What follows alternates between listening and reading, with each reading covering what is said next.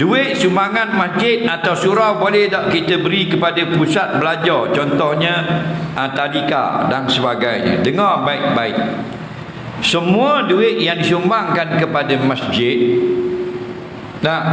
atas nama tabung masjid tak boleh digunakan pada perkara yang bukan maslahatnya balik ke masjid. Tak boleh. Contoh, kita buat tabung kebajikan surau Haji Abdullah, maka hanya boleh guna untuk surau dan perkara yang maslahat surau. Benda yang tak kait dengan surau tak boleh. Contoh, ada orang rumah terbakar seorang, rumah Pak Mak, kita ambil duit surau 1000 beri ke dia, tak boleh. Faham lagi? Tak boleh. Yang boleh maslahat dia balik ke surau, termasuk buat parking motosikal. Ambil PT surau 8,000, beli minyak tar, buh situ, buat comel, parking motosikal, budak-budak boleh mari semayang surau. Padahal dia tak kena-kena ke surau, Pak Dinung, tapi bila orang parking tu memudahkan datang ke surau, dia panggil maslahat balik ke surau, boleh. Faham tak? Jadi kalau kita nak beri kepada orang yang bukan maslahat surau, mesti buat tabung khas, tabung Korea, tabung penduduk sekitar surau. Itu cara dia. Hati-hati. Boleh tak duit zakat sebahagiannya beri kepada tadika, sekolah dan sebagainya? Dalam mazhab Syafi'i, sabilillah hanyalah tak perang atas jalan Allah. Dalam mazhab lain dibenarkan sabilillah ini dengan lebih umum, termasuk sekolah-sekolah. Jadi boleh taklid. Okey, kalau nak beri sebahagian kepada pendidikan. Soalan seterusnya,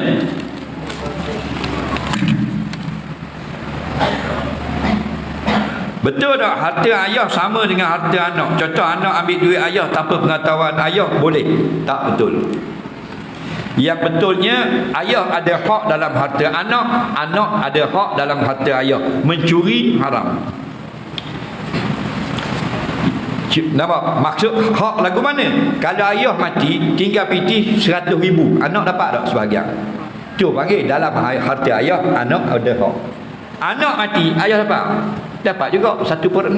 Kan dia orang tua. Jadi dalam harta anak, ayah pun ada hak. Tapi haram dia ambil, kerana bukan harta kita. Cuma ada hak. Ambil haram. Bila boleh ambil? Setelah mati. Faham lagi? Cuma beza dalam hukum hudud. Kalau anak yang mencuri duit ayah, ayah mencuri duit anak, anak mencuri duit mak, mak curi duit anak, tidak potong tangan.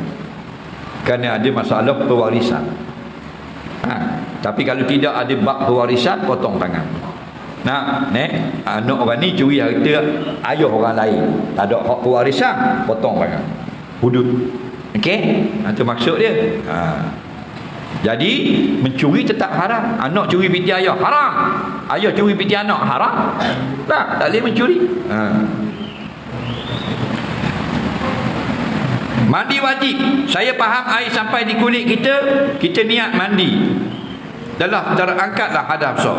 Saya muskil sebab masih mandi kita membasuh kemaluan, lubur tersentuh tangan. Adakah masih dikira-kira sudah suci atau macam mana? Dengar baik-baik. Bila kita niat, bukan terangkat lagi.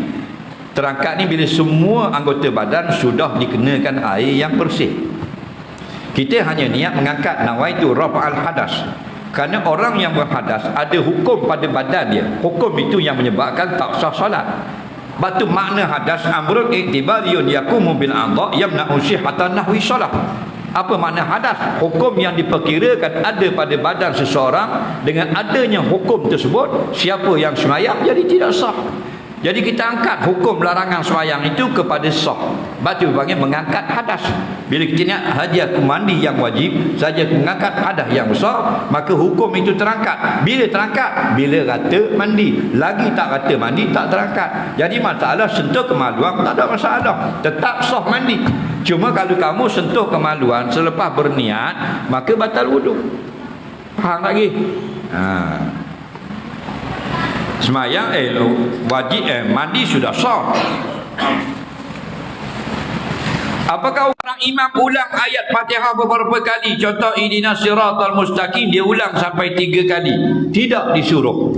Batal semayang? Tidak batal. Tu imam, ihdinas siratal mustaqim, ihdinas siratal mustaqim, ihdinas siratal mustaqim. Tidak batal. Dia ulang 600 kali, tak batal juga. Tapi dia salam dia, makmum pun jek atas tekuk dia. Dah lama sangat, sampai 2 jam mayang dah. Jadi kalau dia mengulang kerana nak sambung ayat, itu boleh. Kalau saja-saja ulang, maka tidak perlu. Tapi ulangan itu tidak benda yang dilarang syarak. Okey? Kerana apa? Kerana ada berlaku beberapa kes imam zaman salaf dia mengulang ayat dan bukan perkara yang salah. Ada seorang imam di zaman salafus soleh, nah dia mengulang-ulang ayat yang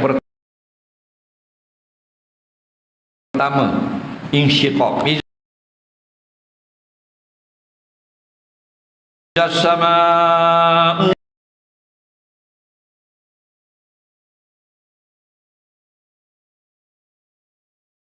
syaqqat, idza as-samaa'u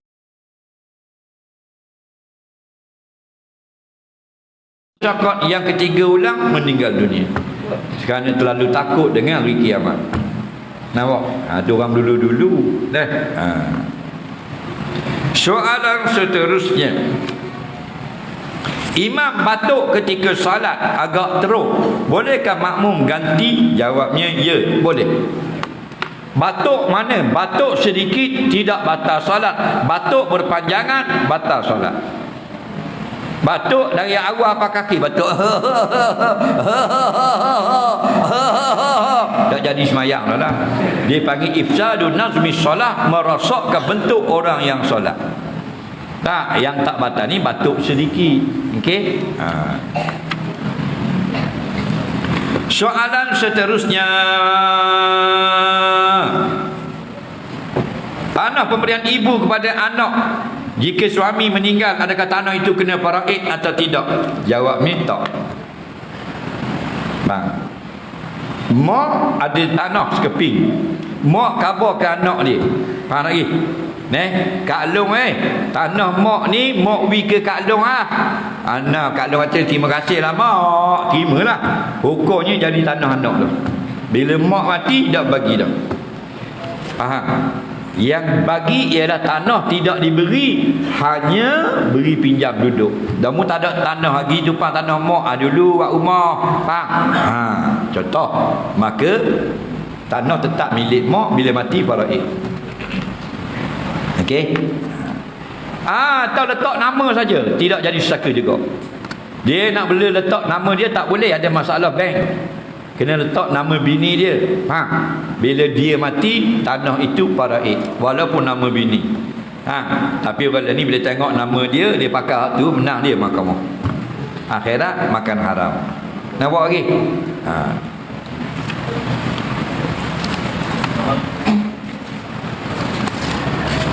Duit lama, urusan jual beli tak laku, disilai antik ada nilai, orang sanggup bayar 10,000.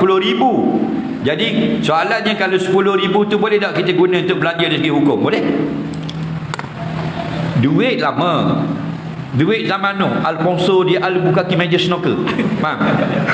Masa Portugis mari ke Melaka itu, siapa dulu belajar sekolah? Siapa dang sekolah? Siapa dang sekolah? Bila tahun Portugis mari ke Melaka? Siapa ingat? Salah. Siapa ingat? Tak apalah, berani teka. Salah. Siapa ingat? Mula-mula Portugis mari ke Melaka? Salah. 1409 Perez di Square. Okey? Dia mari dulu, mari tengok keadaan 15 perang. Okey?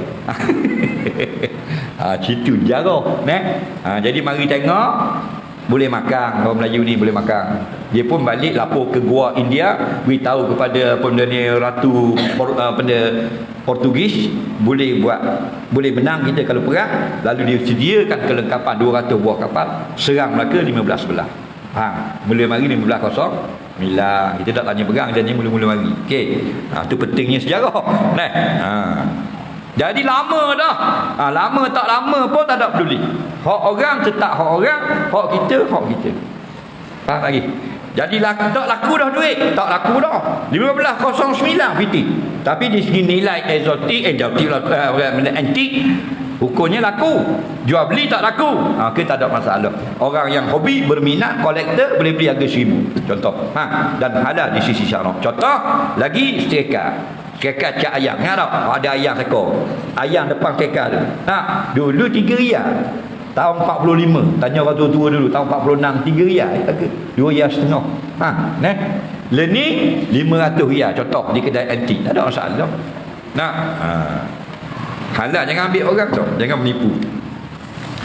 Soalan seterusnya, bagaimana nak tinggal perkara maksiat? Kita berdoa untuk tinggalkan maksiat. Kenapa diri kita semakin kuat berbuat maksiat? Itulah perjuangan hidup. Bertolak-tolak dengan hasusan syaitan, lepas buat kembali kepada Allah. Itulah manusia. Yusammal insanu insanan likasratin nisyan. Dinamakan manusia itu insan kerana banyak lupa. Faham? Banyak salah. Maka jangan putus asa. Allah tak heran dosa kita banyak. Dia hairan, ajib kenapa tak mau minta ampun. Kerana dia Ghafurur Rahim, Maha Pengampun. Berzina dengan 100,000 orang awet dah, ampun juga. Allah Maha Pengampun. Dia Ghafur, bukan Ghafir. Ghafur fa'ulun. Wazan mubalaghah, sangat-sangat suka memberi maaf.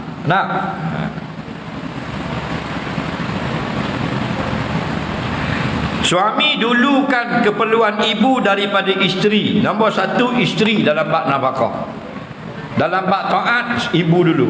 Ingat seorang suami dalam bab nafkah, isteri dulu. Dalam bab taat, ibu dulu. Jangan buat balik. Soalan seterusnya, pakai gigi palsu di siang hari bulan Ramadan batal atau tidak guna poliden? Batal jika dia telan gigi palsu. Poliden ni macam itulah, macam gang dia kan. Kalau gang tak batal. Kerana bukan makan gang. Dia hanya melekatkan gusi dengan gigi. Yang batal menelan suatu ain, melepasi rongga. Tepat sebut huruf hamzah. Tu panggil huruf halak. Huruf yang kalau tanwin jumpa dengan huruf ni tak payah dengung. Nampak? Man amana. Man lepas nun mati jumpa dengan hamzah. Hamzah tu jangan dengung. Man balik awal. Itu panggil huruf halak.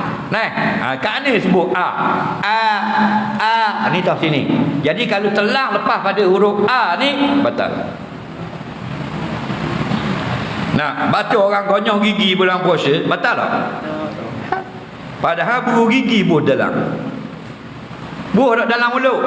Buah takkan mulut waktu bit luar. Buru gigi masuk dalam mulut.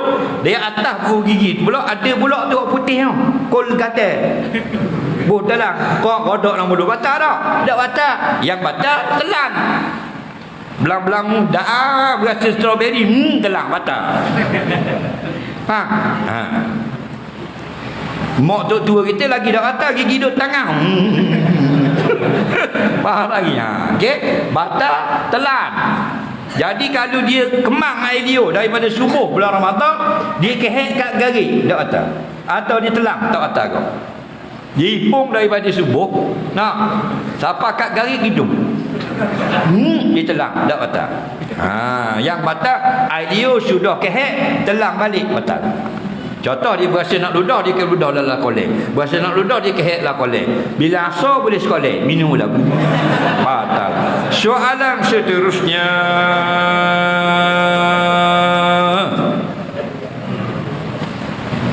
saya ada kawan, dia tembak babi. Babi dia beri pada orang kafir. Orang kafir bayar duit. Kawan saya guna untuk beli makanan. Apakah hukumnya? Babi ni haram tak? Haram apa? Haram makan. Tembak haram tak? Ni tak haram. Haram makan. Siapa yang haram makan? Orang Islam ke orang kafir? Semua manusia. Cuma orang kafir tidak dikenakan hukum ta'zir kalau makan babi. Orang Islam kalau makan babi ditangkap kena ta'zir. Akhirat dia akan dibicarakan, didakwa kerana makan haram. Wajib makan halal ni semua orang, bukan Islam saja. Ya ayuhan nasu kulu mimma fil ardi halala. Wahai sekalian manusia, wajib memakan di bumi itu semua yang halal. Thayyibah lagi pula bersih. Okey. Jadi bila Allah haramkan makan babi, harganya pun haram juga. Innallaha iza harrama syai'a wa harrama samanahu. Faham? Jelas dalam hadis. Okey, sesungguhnya Allah bila dia haramkan babi, dia haramkan juga nilai harga babi. Jual beli pun haram. Okey? Jadi boleh tembak, mu ambil nak makan, mu punya pasal, jangan kita yang beri. Kita tembak babi kerana babi merosakkan tanaman. Pom kita tembak. Lepas tu orang kafir mari ambil. Kita tak terlibat. Faham lagi? Yang tak bolehnya, alo ni, ada 4 ekor mari ambil. Mari ambil tu tak boleh. Kenapa? Tolong kabur dia. Kerana Allah kata wala ta'awanu 'alal ismi. Makan haram dosa, jangan tolong bab makan haram. Dia mari ambil, dia punya kuasa. Kita tak terlibat. Okey? Kalau dia bagi ni tak, kalau dia bagi peluru kerana tembak babi tadi, kerana babi ambil babi, dia bagi peluru kita, tiba-tiba peluru tu kita tengok ayam tak, kita tembak. Hasil daripada kimia bagi dia, tak ada hukum dia. Dia bagi peluru. Dah apa?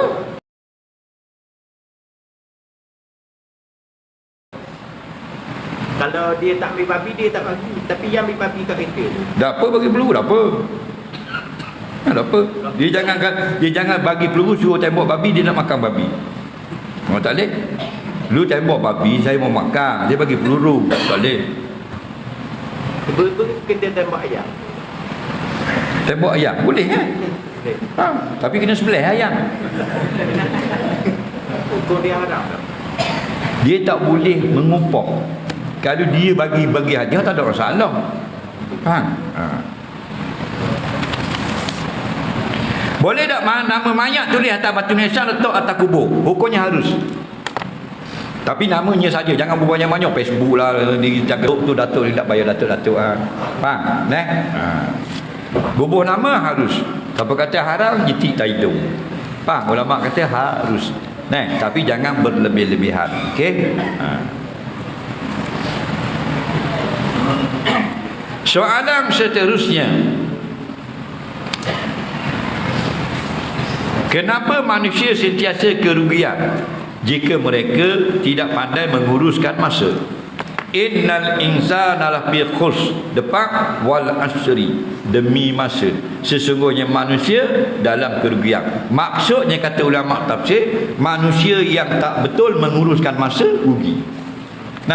Sebab tu dunia tidak jahat, yang jahat manusia.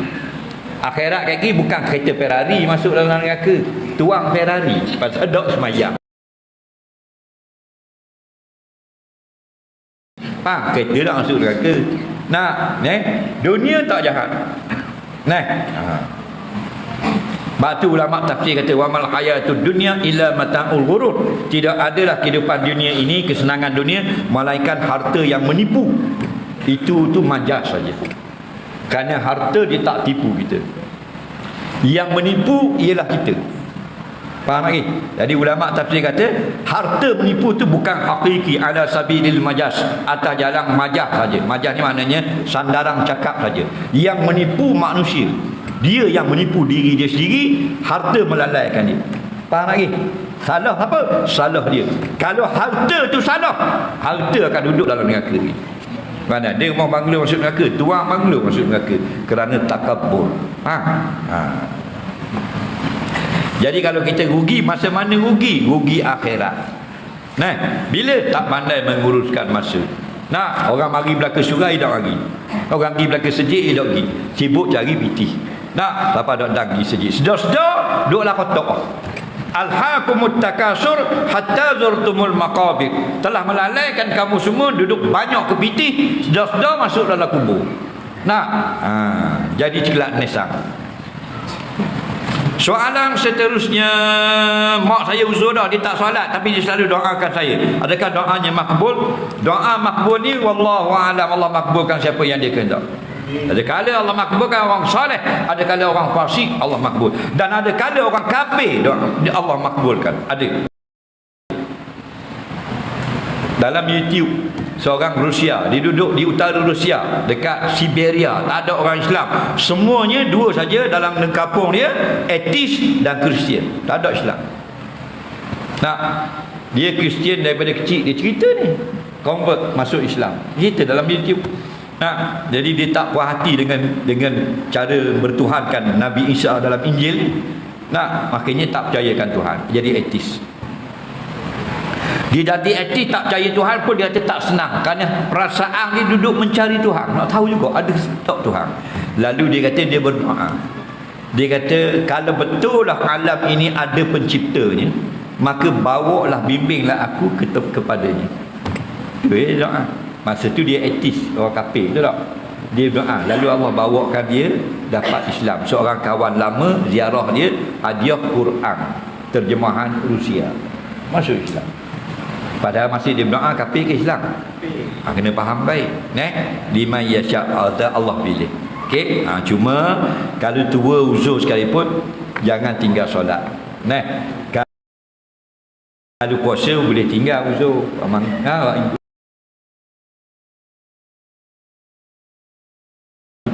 Nampak? Kalau kamu sedang musafir ataupun sakit lain, fa'idatun min ayyamin ukhra. Nampak? Boleh puasa, boleh qada hari lain. Sembahyang tak boleh. Jangan tinggal. Soalan seterusnya.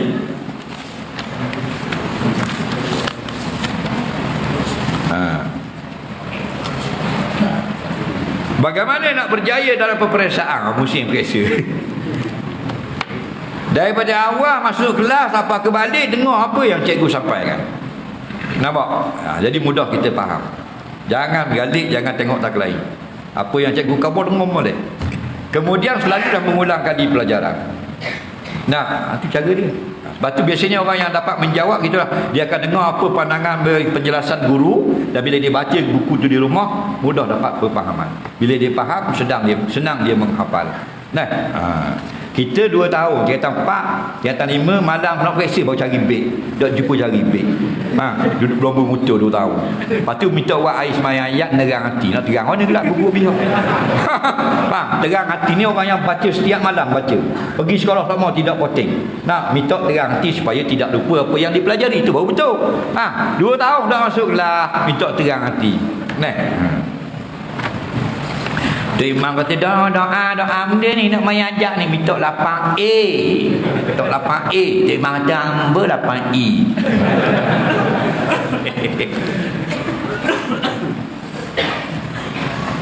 Apakah kau tengok cerita tu Hindustan ada joget-joget? Tengok cerita Hindustan TV ada joget. Orang Malaysia pergi buat haji di Mekah masa tu tahun 60-an, tahun 63. Pergi tanya ulama besar di Mekah, Syekh Abdul Qadir Al-Mandili, pengarang kitab Penawar Bagi Hati. Apa hukum tengok TV? Tanya tu. Cari dalam kitab beberapa mutiara yang indah, fatwa Syekh Abdul Qadir Mandili. Okey. Dia kata tak ada hukum, tengok apa yang keluar. Keluar benda yang halal tengok, hukumnya halal. Keluar benda yang haram tengok, hukumnya haram, dosa. Jadi yang tengok benda yang harus tak berdosa. Tengok Hindustan joget, pusat jelek, tak kopek catok, berdosa. Faham? Bukan semuanya berdosa, bukan semuanya boleh. Kena ada pembahagian. Yang kita dapat bezakan dengan kita hadir majlis ilmu, tahu haram cerita lagu ni. Kalau tengok benda yang menyebabkan kita membesarkan Allah, boleh pahala. Tengok National Geography tentang gempa bumi, tentang Allah jadikan pulau-pulau macam mana nak gunung berapi, kisah binatang-binatang. Kan Tuhan suruh tengok binatang. Kisah kerga belawang ikan paus. Cicak belawang rimako. Itu semua binatang mengingatkan kepada kebesaran Allah. Nanti dapat pahala. Mu tengok puang ting tak ting. Boleh dosa. Dosa besar, dosa kecil. Tapi ripu-ripu boleh selori. Jadi besar. Soalan seterusnya.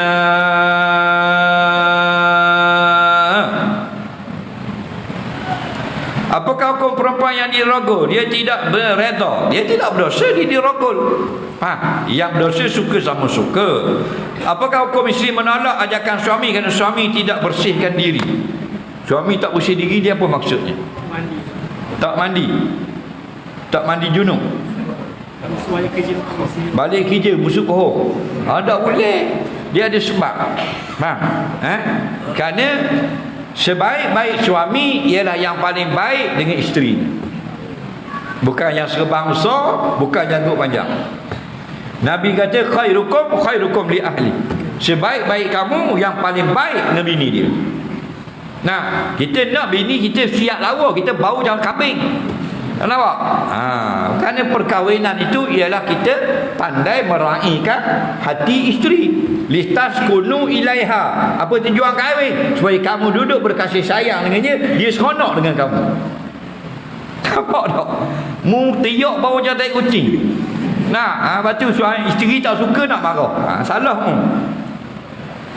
Kita mandi, kita bersih apa semua, suami isteri salah dia kalau dia tolak. Soalan seterusnya sikit lagi.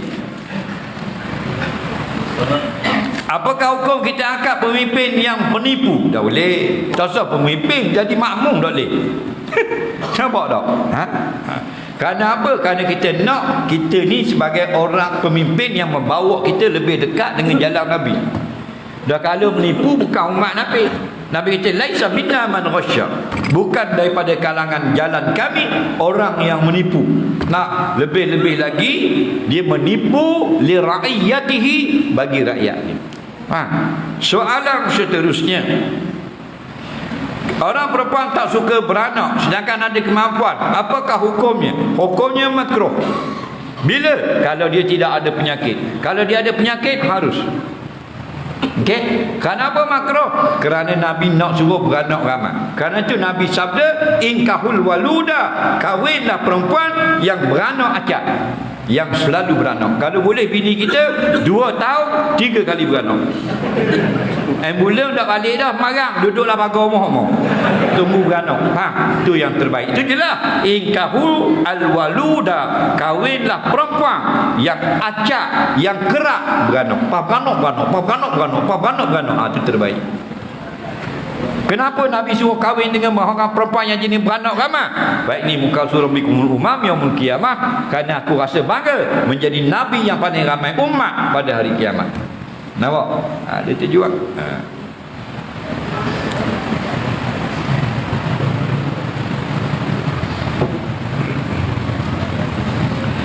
Allah kata muka orang beriman ada cahaya, muka orang kafir kehinaan. Macam mana? Maksudnya hitam. Ini hari kiamat. Yauma tabyaddu wujuh wa taswaddu wujuh. Dalam Quran.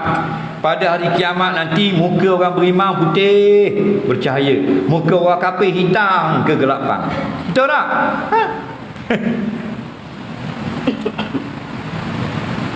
Yang muka putih itu kan orang beriman, fa fi rahmatillah, yang duduk dalam rahmat Allah. Kan? Batulah orang beriman di dunia ini kulit hitam bercahaya muka dia. Dalil di Mekah. Jangan pergi musim umrah, musim haji. Nah, orang Habsyi mari. Habsyi ni paling hitam tuan buat. Anak beranak Bilal Ibn Rabah. Paling hitam, Habsyi namanya. Kita tengok banyak orang hitam tau. Orang Negro, orang Sierra Leone hitam, orang Uganda hitam, Namibia hitam, Zambia hitam, Afrika, orang Republik Guinea hitam, Gabon hitam, Mauritania separuh dah hitam. Lagi orang Ghana, Republik Afrika Tengah, Lesotho hitam lagi tu. Paling hitam Habsyi. Hitam. Orang Habsyi ni kalau dia duduk sebelah Negro, kita ingat Negro tu Mak Saleh. Pasal apa hitam ni Habsyi tu? Hitam dia macam minyak tak, hitam betul itu. Faham lagi? Negro jauh, hitam dekat Oko. Tapi orang hitam ni lah yang Nabi dengar berjalan dalam syurga malam Isra' Mi'raj. Betul tak? Siapa? Bilal Ibn Rabah. Allah buat contoh ahli syurga orang hitam. Tengok. Kena bagang. Allah tak buat contoh dalam syurga raja, menteri, timbalang, esko. Allah buat contoh Habsyi. Ini yang Nabi kata, al-jannatu lil muti' walau kana 'abdan habasyiya. Syurga itu untuk orang yang taat perintah Allah walaupun dia hamba hina lagi hitam keturunan Habsyi. Nampak?